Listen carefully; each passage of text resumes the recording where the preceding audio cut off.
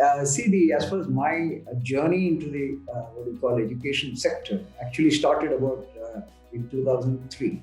Okay, I worked in the industry for about 26 years before I moved to education sector. So even before I came into the education sector, I was clear in my mind why I want to be into higher education sector and why I want to get into teaching.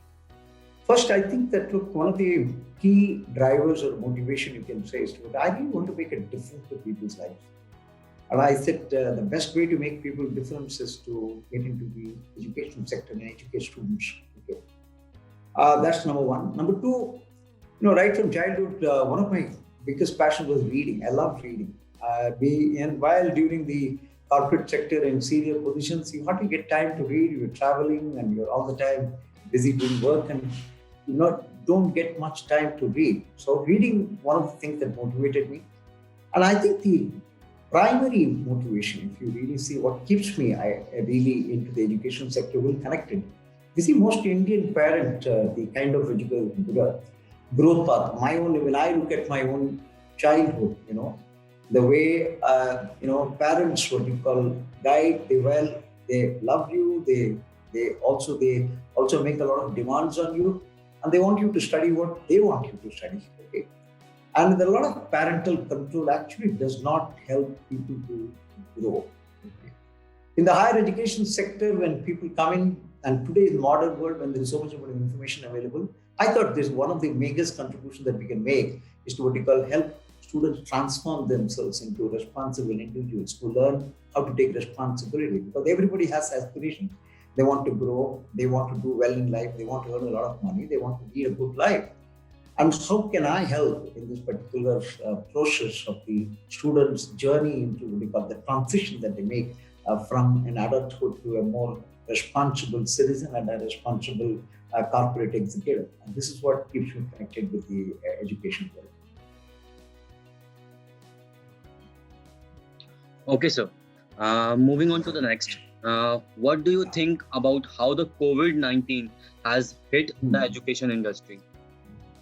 Well, see, I would say there's been positive points and also some amount of negative points. Yes. Let's look at it, the positive points as such. Here is the one area where, there have been a lot of challenges.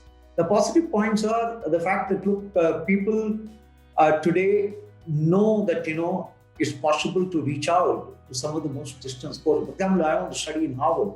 I want to study in some of the topmost institutions in the world, and it's much easier to get admission, and you don't have the necessary kind of that you can access actually education across the world through the online platform. That's one.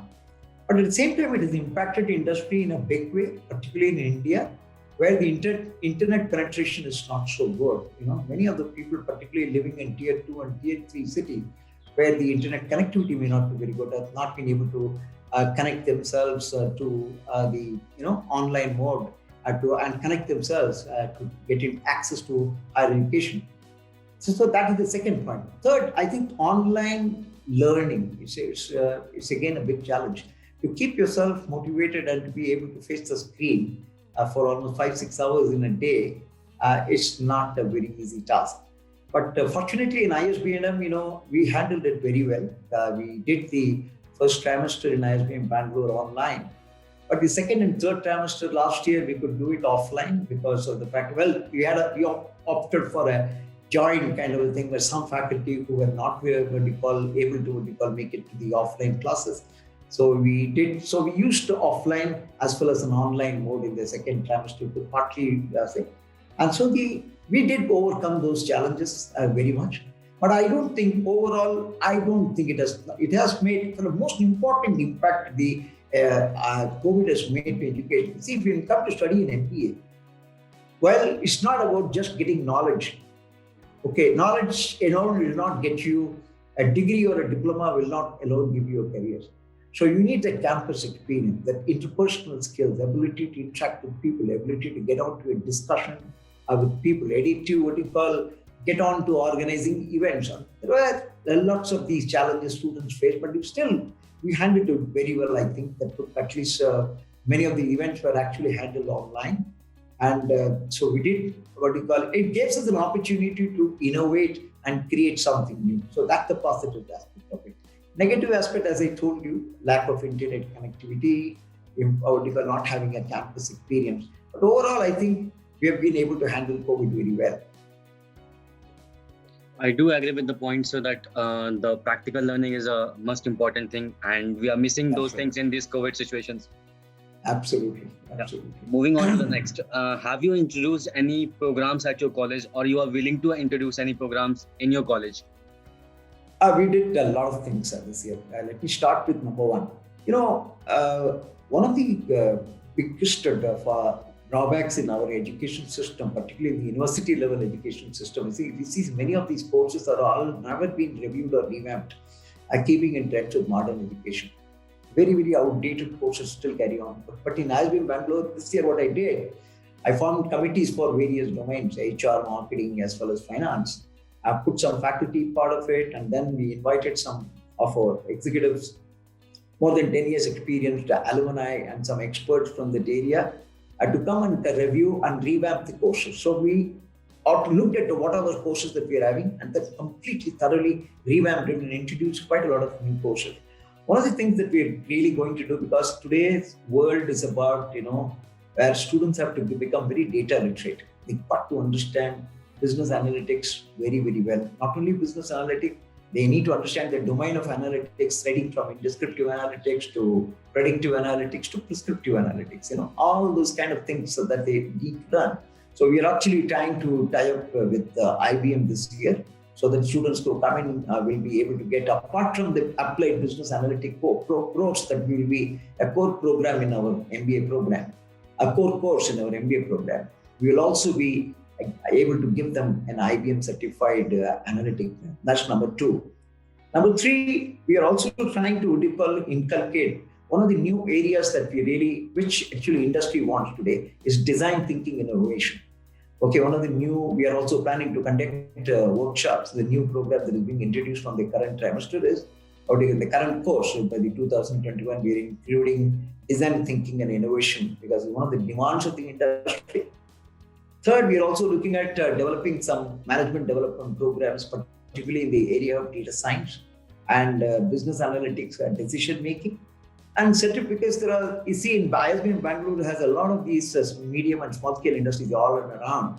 There's a good amount of demand for management education around us. So we are developing a certificate program and a weekend program in the college for working executives to come and do an MBA program. These are some of the new things. And finally, I think one of the most interesting things that we're doing this year is to have a foundation program. See, what happens is, as many students come with a engineering background, a psychology background, maybe a BA English or a bioscience background, have no knowledge of accounts.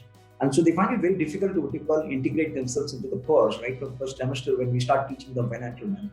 So we have a foundation program this year where we have 4 courses we are introduced. One is, of course, the fundamentals of accounts. Second, we are talking about professional skills for business, where we talk about critical thinking, business communication skills and art. Third program that we are having is become an expert in Excel. Because today's world, if you're not good in MS Word and particularly in Excel related vertical analysis, you find it difficult to get along. And then the fourth course, we are straight away introducing data science as a program in the foundation section, so that people understand how they become data literate, how do they look at data, what are the kind of, how do you yourself understand data patterns. This is something that we'll be doing. So these are the new initiatives that we have taken this year.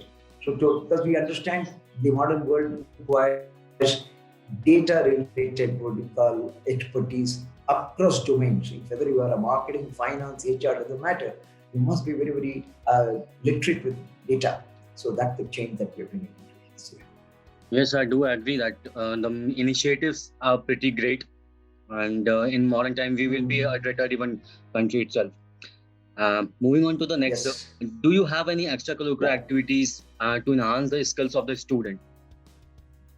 See, ISBM has the plenty, because though, as I told you, COVID did impact us, because if you see, the ISBM Bangalore is purely a student-driven college. Okay, starting from a placement cell, which is managed, that the entire placement cell is managed by the students. They are the people who get in touch with corporate, they are the people who get in touch with what we call senior executives from industry and promote the college, build the college, and invite them to campus to wait. Number one. Then we have cells like a corporate relations cell. Then we have something called the digital footprint cell, digital movement cell. Then we have some of the alumni cell. Because everything, there are more than one. Then we have a knowledge cell. Then we have what we call HR club. Okay, all these things put together. What we call, well, the students participate in all these activities. Apart from that, in HR conference or a marketing conference or a finance conference, all these activities are actually managed by the students. The students need to actually, teams are formed. The students are supposed to have to volunteer themselves, and we do not force anybody to do anything. They volunteer, they come and we pick up a coordinator who becomes a leader of the pack, a leader of that particular team. And then he forms his own team members, collects his own team members. They learn how to conceptualize, they learn how to plan and organize, they learn how to do budgeting, they learn how to get to speak to individuals to get them on board as the delegate for the conference. All in all, I think that they also go and become the master of ceremonies, actually conducting the conference themselves. So I think the overall development of a student can happen only when not only from the classroom, but also when of course, sports and what you call encouraging inter-college cricket tournaments and asking students to go and participate in other quizzes being conducted by other B schools and sports activity is a part of the event. So I think no MBA can be complete. ISBM, particularly ISBM philosophy, is about total transformation of students, okay, personality of transformation of the students, and attitude of the students. And this cannot happen only by teaching subjects in the classroom. So 50% input will come from the classroom in terms of domain knowledge, 50% will come from involving themselves, a certain amount of action orientation, certain amount of ability to take a task and complete it. So ISBM Bangalore is very good at that. We prepare students like that. Okay, sir. Moving on to the next, being a dignitary of ISBM Bangalore, what is your philosophy of leadership, and how do you describe your leadership style? Of course, theoretically speaking, there are various forms of leadership and things like that. But personally, if you ask me, a leader is only as good as his people with whom he works are. So when you see, I am a strong believer. See, my PhD was in talent management. And one of the things that I've learned in my PhD is what we call that all human beings are talented. Every one of them has some potential or the other. They all want to do well. Everybody wants to be successful, right? So this is the fundamental philosophy. So you nurture them, you empower them, give them the right kind of environment, give a lot of encouragement and motivation to them. As and when they make a mistake, give them a feedback on the task that they did and how they can do it better. More importantly, more and more autonomy you give, freedom to explore themselves and discover themselves, a good amount of liberty and a sense of responsibility to people around you. Right? I think that's the way people can develop, whether it is students, whether it is faculty with whom you work. Even at the faculty with whom I work, I am very, very clear. I tell them what they want to do. Okay. So giving the understanding instead of imposing something on them, the more and more autonomy and freedom, because they like to explore themselves and they feel happy about what they're doing. My free leadership style is purely, it's not that complete laissez-faire and everybody has freedom to do all things that are. They have a very clear objective in your mind, but making sure you help them to frame their goals right at the beginning. Once their goals are framed, you help them to frame their what you call objectives and goals very clearly. All you need to give them, provide them the resources, give them a lot of freedom and responsibility, and people will develop. Leadership is about developing your team members, developing your students. I think that's my leadership style. I like other people to develop, seeking to discover themselves better. Okay. Moving on to the next question. What are the benefits and career options after pursuing different courses from different departments in future? See, I'll tell you what, as far as careers are concerned, particularly ISBM Bangalore has been very, very good at building careers of people. See, one of the things that I always believed in is what benefits will students get? Number one, Domain knowledge, of course, because we have a range of faculty. Most of them come with a lot of specialized knowledge, particularly if you look at marketing, say finance, or for that matter, say business analytics for that matter. You will get quite a lot of what we call people with a huge amount of domain knowledge. So I think students benefit. First domain is simply called whatever domain that is pick up, they will get really expert knowledge in the subject. I'm thinking in terms of what we call benefit is, you see, we don't want students to come with, we want students to come with their own aspirations. Okay. I want to take a career like this. I want to build my career in this area. So that the benefit is that we give you a lot of freedom to what they call discover what do you want to do. Give them a lot of freedom to decide what you want to do. The benefit is I do something that I like to do. And also, and the kind of process that we have, you brings about a huge amount. Our focus is on bringing about attitudinal change. No, companies would come to what you call organizations to and B schools to pick up people, hire people. They hire for attitude, and they train them for skills. Okay, so I think that once we are able to what you call bring about a modification in their behavior, automatically the attitudinal change, not only attitude towards work, also attitude towards life. I think that is very important. Once this change happens and there is a personality transformation where they are able to say, okay, if I want to become good, we eventually make them industry ready. Today's industry, people are saying they're very, very demanding. They say, hey, I want to hire you. You want to get paid 8 lakhs or 10 lakhs per annum. Please tell me, can you be willing to take responsibility right from day one? That's the kind of people that we make them industry ready. Really make them industry ready. And that's the reason why, if you see most of our alumni, people who have worked with us, have studied with us 10 years ago, some of the leading companies in the world. There are people in London, there are people working in the US, and there are also in senior positions in India too. And I think that one of the benefits is about you are able to give them a sustained growth in their career because of the kind of education that they had with us in the 2 years that they spent with us. Okay.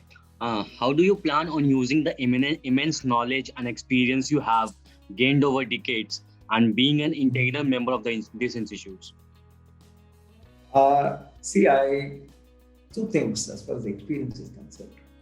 I'm a strong believer that my experience or what I gained is of no use to the current generation. Okay, because the world in which they live is very, very different. It's very, very different. Okay. Well, I have 44 years of work experience, 26 years in industry and 18 years in education. Well, my experience, more than my experience, I think my wisdom will help them. Okay. They gather the wisdom that I gathered over a period of time and which I, in fact, can translate it and then communicate it to the students as well as the faculty who work with me. I think that is something. And plus, I think the most important thing is I strongly believe that one of the ways in which I can translate it, we can develop new faculty in the organization. There are some very, very highly qualified faculty with 2 years experience, 5 years teaching experience. But the faculty's life is not just about coming and teaching. They have to do a lot of other things. They have to get into research. They have to get into developing a management development program. They have to be able to write case studies. They have to be able to do consulting. I think on this vertical skill set, they give them an opportunity to do that. And then guide them over. And so my ability to guide them, because I've done almost all of these things. Okay. And so that I think is the way in which forward that I look at. And more than anything else, I think that encouraging them to do and discover themselves. And that I think is the kind of way in forward in world of using my experience. When they when they are not going in the right direction, to be able to see it and then be able to pull them back and then correct course of action. I think that's something that I'll be able to do. I think developing the next generation of faculty, developing the next generation of people who can take over from me, I think that will be my contribution to the institute. Okay. According to you, what makes the education industry the best industry to work in? I would always be in first and foremost, if you really look at it, education is what builds a good education, builds a good society and a happy family. I like to quote Nelson Mandela here. He said education is the most powerful weapon which can be used to change the world. That's what Nelson Mandela said. Because that's the way you contribute to society. That's the way you contribute to society. Or if you look at a person like Vivekananda, Vivekananda said, education should be man making, life giving, and it gives you character building also. Character building also, and it's an assimilation of noble ideas. So, education must transform human beings into noble individuals. That's the way we can build a very good society. I think that, look, the education sector is one of the more building blocks of any good modern society. Okay. What is your opinion on National Education Policy 2020? Well, I have not gone through the complete details of the education, but I can tell you some of the things that I really liked about the education policy. Some of the objectives that they have set for themselves, which are very, very good. Number one, I think, you see, we right from the early years of our own society, we had, like, I remember my childhood, it is about remembering tables, two answer two about the whole political focus was on making people remember. You know what I mean? Rote learning, as you call it. And this is something, this is very, very highly prevalent in Indian education system now, across, particularly in the territory, in the school education system. So from rote learning to move to practical learning, I think that's one of the objectives of this new education policy. And also it talks about skill-based learning in schools, which is again a very highly laudable, because today's modern world, in a changing world today, you may be very highly educated, you may have a lot of degrees.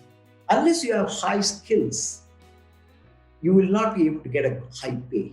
High skill, high pay. So I think that, look, education must not just about knowledge, it is also give you practical skills to complete a task. That I think is very important. The third important point, as I see, is we call a lot of people today, some of the colleges have started in India. I know liberal arts program. Where, for example, a guy who's studying economics may also like to study music, something in arts. Okay, I like to study history and I also like to study economics. Right now, this flexibility and selection of subjects is one of the main criteria in the education policy, which is a very, very laudable objective, which gives a lot of interdisciplinary knowledge. It helps people to develop as a much more better human beings. Okay, and second and most important thing, where they talk about focus on tech-based learning, that's one of the objectives. And from internship to work and work experience, people learn by doing things. They say learn by doing things. Okay, so there's a focus in the national education policy is saying focus on learning by doing, which I think is a very, very good way. Because you do something on your own, and when you make the mistake, your learning will be much better. And finally, I think it also talks about focus on teacher training, because we have a factor, what you call a huge dearth of good teachers in the schools as well as in the higher education sector. Because if you see, most of the school teachers, people who joined schools were busy executives who said, okay, my husband goes out to work and I want looking for a school. I want to start teaching in a school, because that I thought it had to work for 4 hours and come back. But please understand, when you are going to teach in a school, you are shaping the minds of young children. You need to be trained very well how to do that. It's not very easy. Something only trained people can do. So I think that the new education policy talks about focus on teacher training, which I think, well, all policy-wise, it's a great policy, I think. But I think we have to wait and watch. The outcomes of this policy can be measured only after 5-7 years, not immediately. You cannot measure it immediately. Yeah, I do agree with your point, sir. Moving on to the next, what do you think should be ISBM Bangalore top priority over the next 3 years? See, we are about 15, 16 years old. Okay, for me, one of the important things as a college and as the direction in which we want to go. Number one, we want to be able to get into international certification. I want to get the organization to be certified in the NBA program. NBA, I still don't have an NBA certification. Next year, hopefully by 2022, we will get certified by NBA. We also want to get into international accreditation following that. Third, I think very important, we already taken a step in that direction. by actually by now we are probably going to implement a software where the people will be able to what you call reach out to any of these professors using their smartphone. Now all the classes, everything will be. We are trying to integrate into using a ERP system for management of the entire operations of the college, including the hostel management, the mess management, the courses management, the interaction management, everything will be managed in the sector by using a ERP software. So I think the future goal is to what you call get into NBA certification, get to international accreditation. Also, we have also increased the number of students built. We want to have we currently have 100% residential what do you call college where both students for the first and second year stay inside the campus in their hostel. As we go along, we want to make sure that we integrate them more. When more number of students come, we want to increase our infrastructure capabilities in the next 2 years, and that's the kind of growth that I'm looking at. Growth in terms of also be able to send people across to learn across various domains. Maybe tie up with the foreign universities to send people across to learn in some of the other B schools, maybe across the world, maybe in UK or the US, and also similarly have an exchange program and faculty from other universities across the world can come and teach with us and give an opportunity for our faculty to go and teach these abroad. So, the learning will become much more all-round learning will happen, much more. This is the plan that I have for the next 3 years. And also develop a lot of executive education, because there's a lot of political management education, dearth of management education in the many of these industries, particularly in the small and medium scale industry enterprises which are run. There are a lot of executives who want to do an MBA program. They are 30, 35 years old. Maybe they did not have an opportunity to do so. So we want to be able to cater to that segment more and be able to develop these kind of programs in the next 8 years. That's the plan. Okay, you mentioned rightly mentioned about student exchange programs and everything. So, how welcoming is ISBM Bangalore for the students coming out of India to pursue their education? To be very frank with you, I've not even thought about it. I've not thought about it. We not talk about international students coming and studying with us. We'd love to have them, of course. No problem whatsoever.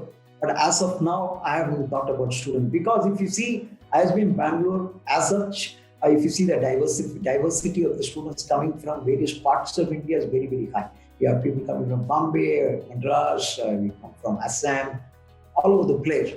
But we haven't yet thought about international attracting international students. We're not working in that area at all. To be very frank. Okay. But we would always like to welcome students yes, from our neighboring countries, SAARC countries particularly, Nepal, Maldives, and Bangladesh, and anywhere nearby, Asian countries. Yes. Okay. What you do like students to know about ISBM Bangalore that they don't already know?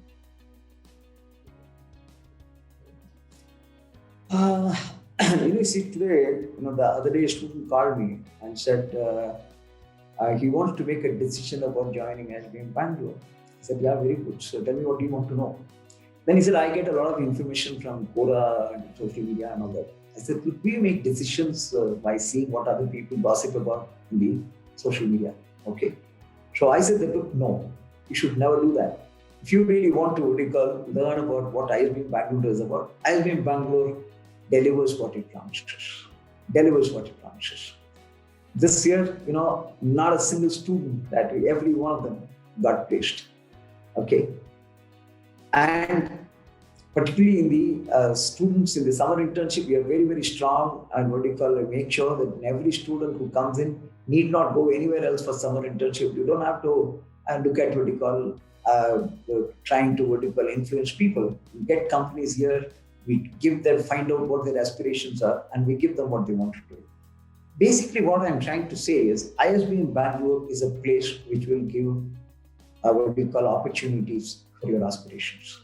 We are people, see, for a good B school education, for a good career, what do you want? You need learning, which we'll give you. Okay. You need to develop your own leadership competencies, number two, which we will give you all that opportunity to do so, right? And third, more than anything else, apart from opportunities of that, we have a good amount of faculty for you to what you call to. We have a mentor-mentee system. So right from day one, we have people who are acting like friend, philosopher, guide, or what we call them, to identify your strengths and weaknesses and trying to understand what your aspirations are and guide you to your career. So for us, education with a purpose is very important. The purpose of education is to get a rewarding career as we go along, not just a job, a rewarding career. So that 10 years down the line, I should be able to say, hey, look at this guy came in from worked with us in 2000, studied with us in 2006 or 2021, and 2000, in 10 years' time, he's become the senior vice president or executive director of this company. For us, you see, the individual growth, I think, is very important. ISBM focuses on a lot on individual growth of the human being, of the student who comes in here. We focus on the talent of the student, find out what their aspirations are, and help them to what we call develop themselves. And we give them a career so that you don't have to look back and they can live a very, very nice, very, very luxurious life. We also teach them how to grow rich. Today's what how to build wealth, I think, is very important. Growing rich, growing wealth is also very important. So a good management education and learning to what we call iron out sort of very, very difficult things about changes, certain things about ourselves in our own personality, will help them to grow. That's what ISBM Bangalore believes in, and that's what ISBM Bangalore can give you. It will help you to grow rich and also lead a great, happy, peaceful life. Okay, sir. Moving on to the last question of the day. Any suggestion would you like to give to the current youth and the students? See, I am a strong believer that I don't advise students. Okay, I don't advise them. All that I keep telling them all the time is, whenever you want to grow in your life, whatever you want to do, whatever you want to do, keep your firm goal, set a very clear goal. Okay, set a very clear goal for yourself, and work as if there is no tomorrow for you. That is, you will only live for today. So you work very hard as if there is no tomorrow, right? And so when you learn that, automatically you will be inspired to do things. Ability to what you call develop, ability to create. Most importantly, I think there is a way to drive your own personal excellence, as I call it. You must learn to drive your own personal excellence. So when you excel in something, for example, if you look at a guy like Virat Kohli, for that matter, or an MS Dhoni, for that matter, all of them have been able to reach out the pinnacle of their careers because they've been able to what you call correct themselves, correct their postures, and then like what you call a sculpture using a chisel to sculpt a statue. So you will learn to what you call the ideal of perfection. You chase perfection, but you may not attain perfection, but at least you will learn excellence. So I think that's the way you should be. That okay, I understand what you want. Try hard for it, work hard for it. And obviously, there are people to help you and it will inspire you to achieve whatever you want to achieve. I'd like to leave you with a positive note on that. Okay, sir. Thank you, sir. Thank you for giving your time. It was a nice session interacting with you.